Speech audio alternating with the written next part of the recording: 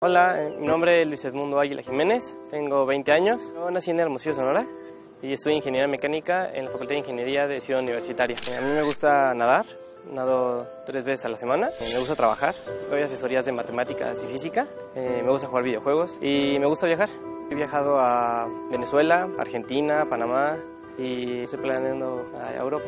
Me mandan a entrenamientos de liderazgo. Yo creo que lo que no me gusta es despertarme temprano. Me cuesta mucho trabajo. Por lo mismo de que trabajo y estudio al mismo tiempo, muchas veces me tengo que desvelar para terminar tareas o proyectos. Pero después de un tiempo pues se me pasa. Me gusta mi día a día y ese mismo gusto pues hace que me despierte. El viajar a Europa por méritos propios, porque una cosa es que mi familia pues no tenga la solvencia económica para pagar esos lujos y el que yo haya conseguido eso por mi trabajo y mi esfuerzo, creo que fue muy satisfactorio para mí.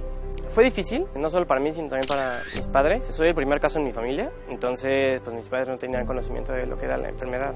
Empezaron a investigar acerca de ella y aunque ya tenían pues, la información en escrito, les costó trabajo el mantenerme quieto, ¿no? El prohibirme cosas como jugar fútbol o correr y tirarme, esas cosas. Entonces, para mí fue muy difícil el controlarme, el aprender que no podía hacer ciertas cosas. La amistad, para mí ha sido muy importante, porque en todos los ambientes en los que he estado, ya sea en el escolar o incluso en el trabajo, todas las personas que tengo alrededor, básicamente son mis amigos, ¿no? Y todos saben que yo en ningún momento me han discriminado, al contrario, muchos me han apoyado, incluso me han dicho que qué bueno que estoy haciendo esto con mi vida, ¿no? Que no me senté y me resigné con esto, ¿no? Todos los viajes que he hecho pues han sido gracias a esto, ¿no? Creo que uno de los más tristes fue cuando me rechazaron en un trabajo.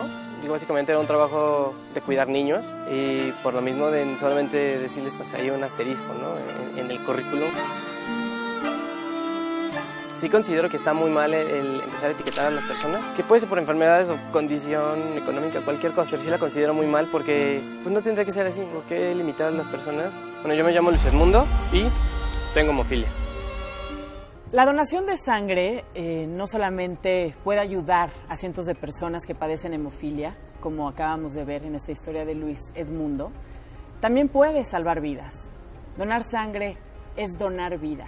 Para hablarnos de la importancia que es para todos nosotros la donación y los requisitos también que se requieren, está con nosotros la doctora María Fernanda Tena y también, bueno, ella es hematóloga, pediatra y también está Jessica Fuentes Flora, trabajadora social del Banco de Sangre de la Cruz Roja. Bienvenidas a las dos. Gracias. Bienvenidas. Gracias. Qué bueno Gracias. que están con nosotros. Yo quisiera saber cuál es la importancia de donar. ¿Por qué es tan importante donar? Bueno, donar sangre sí es donar vida, en efecto, ¿no? Es donar el tejido hemático y el tejido hemático es un tejido muy importante para nosotros porque en él lleva, digamos, la sangre lleva el oxígeno a todo el cuerpo y hace que estemos vivos. Entonces, literal, es donar vida. ¿Cualquier persona puede donar? Cualquier persona es candidata a donar, pero no todos pueden donar. ¿Por? ¿Qué sería lo que te hace la diferencia? Hay ciertos requisitos que se deben de cubrir, requisitos que nos marca una norma oficial y tenemos que cubrirla a todos los bancos de sangre y de eso es de que depende que puedan o no donar. Entre ellos pueden ser, el que haya tenido alguna enfermedad, el que sea portador de algún virus en ese momento, el estar tatuado antes de un año, ¿no? O tener alguna perforación, algún piercing con temporalidad menor a un año. Esas personas no podrían donar, tendrían que esperar cierto tiempo. El tiempo de un año, tatuajes, perforaciones es un año, en el tiempo de vacunas es un mes. No podemos estar enfermos, no debemos estar totalmente sanos para poder no haber ingerido donar alcohol sangre. En cierta cantidad de tiempo también. No haber ingerido alcohol ni medicamentos en 48 horas. Estar correctamente limpios. ¿Cómo es el tema en cuanto al banco de sangre que existe? Yo tuve un familiar que estuvo enfermo y requería sangre, plaquetas y demás. Estaba pasando por un cáncer importante. Y lo que me explicaban, o quizá me entendí mal, es que cuando nosotros vamos y donamos, esa sangre que se está donando no necesariamente va a ese paciente por quien está requiriendo esa sangre, ¿no? Es correcto. Sino y esa que... es la idea, perdón. Ajá. A nivel de nación, esto ya tiene desde el 2009 que se implementó así. Antes era justamente, ¿no? El objetivo era, mi paciente familiar, amigo, necesita sangre, entonces voy y dono. Ahora no. Ahora la intención es que sea totalmente voluntario y que sea de forma repetitiva, tenga o no tenga alguien a quien dirigir mi sangre. Eso es lo que se trata de hacer actualmente. Pero yo no sé si es un tema en México o es un tema en todos los países, pero yo vivo aquí en México, la poca cultura de la donación. ¿Qué mitos hay alrededor? ¿Por qué la gente no dona? ¿Qué pasa? ¿Miedo? Son miedo. Por falta de información, ¿no? Hay mucha falta de información y yo creo que también es mucha falta de sensibilización. No estamos sensibilizados al tema. Creemos que nosotros nunca lo vamos a necesitar. Eso. Creemos que siempre va a existir, cuando nosotros llegamos a un hospital, en el banco de sangre va a existir sangre. Y eso no es verdad. De manera quizá utópica o esta meta que quisiéramos cumplir, ¿qué sería lo mejor? Que algún ser humano vaya a donar sangre una vez que te lo propongas como una meta una vez al mes, una vez cada 6 meses. ¿Cómo sería lo ideal? Bueno, sí hay ciertos tiempos entre una donación y otra, no es como así, voy y quiero donar hoy y la siguiente semana también, no. ¿Pero que sí puede ser peligroso para ti? Claro. O sea, se trata de proteger a ambas poblaciones, a la que dona y a la que recibe, siempre. O sea, si una está en riesgo, no se hace la donación, ¿no? Entonces, sí hay ciertas reglas. O sea, sí, lo ideal sería que la persona supiera que su sangre es apta para donar, ¿no? Que conociera pues todo esto que hablamos, las infecciones, si tiene algún factor de riesgo que le vaya a impedir donar o no. Y sabiéndose sano, apto para donar, entonces sí ir habitualmente a un banco de sangre a donar. ¿Y la donación, perdón, es tema de confianza del donador? Sí. Es decir, no hay un estudio previo por parte del banco que diga, te voy a hacer un análisis, te voy a hacer un estudio en donde yo esté comprobado al 100% que puedes donar. O simple y sencillamente llego ahorita, digo que estoy limpio y en ese momento se me hace la donación. Se examina la sangre, ¿no? Claro. Es un proceso completamente. Desde que llegan al banco de sangre, se les da una plática, 40-45 minutos, en donde se les informa quién puede donar y quién no. Y ya desde ahí hay mucha gente que dice, pues yo no puedo donar mi sangre por lo que me dijeron, y se excluye, se autoexcluye. ¿Pero qué pasa si llega una persona que tiene SIDA? Sí, bueno, ahí vamos. Ese es el primer paso, ¿no? Y después ya entran con un médico experto en reclutamiento de donadores. Entonces les hace una historia clínica, le llamamos, unas preguntas, una entrevista, en donde poco a poco va descartando si tuviera algún factor de riesgo ese tipo de donación, ¿no? Del paciente o la persona que está evaluando. Posteriormente se pasa a una exploración física, una revisión clínica del paciente para ver que en ese momento no tenga ningún dato de alguna enfermedad y pueda donar. Todo eso para donar sangre. Todo eso. Es un proceso largo, por eso la gente se espanta. Y luego viene el piquete, entonces... Pero está bien, está bien. Pero claro, cuando ya estás donando sangre, o sea, inclusive tú sabes que estás sano para hacerlo. No. O sea, en ese momento ya se hizo la prueba, pero no se le pone esa sangre al paciente hasta que se examina. Claro, eso es correcto. Pero en ese momento que vas a donar, se hace un estudio de sangre, se llama biometría hemática, en donde se mide si tiene la cantidad de hemoglobina necesaria para poder tener una unidad consistente y que pueda servir y para no dejar anémico al paciente. Si no se desecha. Así es. ¿Y cuál sería el tipo de sangre más? más? No se desecha, se le dice que no puede donar. Se le dice que no. ¿El tipo de sangre más solicitada sería que el O positivo? Todos son, o sea, tenemos una demanda muy importante de sangre, muy importante. Bueno, obviamente que esas son muy especiales para nosotros. ¿Cuál es? ¿A positivo o algo así? No, el O negativa es la que más escasa se encuentra. O negativa. Oye, pero todas son necesarias. ¿En qué parte del mundo existe ese tipo de sangre más, con mayor frecuencia, sabes? Pues en todos lados hay. La cosa es que no hay gente que la quiera donar, ¿no? Que no esté informada que su sangre es muy valiosa para la población en general. Una pregunta, ¿cuántos bancos de sangre existen en México en comparación, por ejemplo, cuántos bancos de sangre existen en Estados Unidos? Híjole, pues yo no sé en Estados Unidos exactamente pero aquí cómo en México, esté, pero aquí ¿como cuántos hay? Pues todas las instituciones de tercer nivel tienen banco de sangre. Y cada día existen más bancos de sangre a nivel privado. Van creciendo. Porque ya es una necesidad tan grande que ya con los del sector público no es suficiente y cada día existe. ¿Se puede cobrar, cobrar por donar tu sangre? Bueno, se llama donar, obviamente, pero quizá alguien que esté pasando por alguna necesidad pudiera ver como este trueque, quizá, ¿no? O sea, de yo estoy dando vida y ahí me gustaría recibir quizá algunos pesos a cambio. ¿Existe eso en algún lugar? Existe, pero no está permitido. Ah, ok. Ya a nivel de reglamentario, o sea, es un delito. No Es como los que vendían sus órganos, ¿no? Anteriormente, hace muchos años, es más, la gente llegaba a los bancos de sangre y le pagaban ahí mismo, pero esto ya tiene muchos años.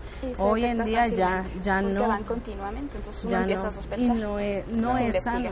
Pueden llegar a mentir porque ya ellos saben la historia clínica, entonces si se prestan a que les paguen, ellos pueden llegar a mentir en la historia clínica con tal de recibir el pago. ¿Y cómo poder crear entonces la cultura para donar sangre de buena manera? ¿Cómo hacerlo? Nosotros hemos pensado en el banco, bueno, nosotros como banco de sangre, la verdad es que somos muy afortunados. Somos el banco de sangre de la Ciudad de México que la mayor captación que tiene es de donadores altruistas. Nosotros salimos diario a hacer campañas de donación a empresas, a escuelas, y casi toda nuestra sangre es altruista.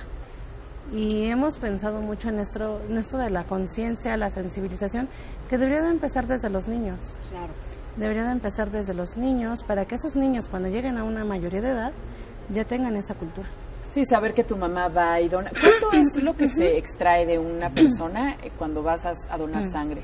Midiéndolo por bolsa, ¿cuánto tiene cada bolsa? 250 mililitros, más o menos 10 mililitros. Primero, Eso es una bolsa, ¿no? ¿Cuántos litros de sangre tiene el cuerpo? Porque mucha gente, hay mucho mito, ¿no? Unos dicen que tiene 8, otros dicen que tiene 4. ¿Cuánto le echas? Yo no tengo ni idea. Yo digo que tiene entre 4 y 6. 4. Sí. Dependiendo de su tamaño también, por kilo. Es dependiendo de la estatura y del peso. Pero una media es 5 litros.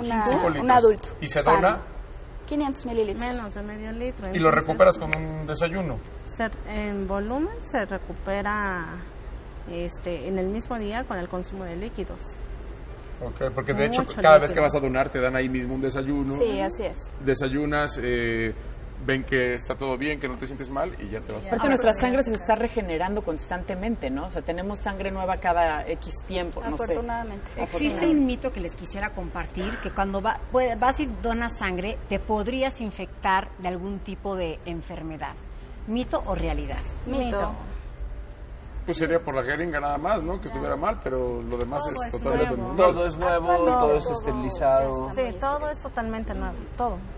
Una de las estrategias que yo trabajo con niños y creo que es una parte de la población mucho más sensible a los adultos, o sea, nosotros hacemos por los hijos mucho más cosas que por nosotros mismos, entonces es una población como más sensible. Pero sí pienso en toda la gente ahorita que está sensibilizada para donar órganos al morir, ¿no? Ellos dicen, bueno, pues voy a donar todo lo que se pueda.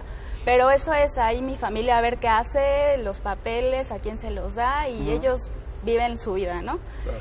Eso, el querer donar un órgano al morir, se puede transformar en donar sangre en vida. Porque es lo mismo, es donar un tejido, es donar parte de mí, es ayudar a alguien más. Entonces solo es hacer un esfuerzo por identificar si tengo mi sangre apta o no para la donación e ir. Los hombres pueden ir hasta 4 veces en el año y las mujeres 3. ¿3 veces al año? Así es, siempre y cuando esté todo en regla, claro. ¿no?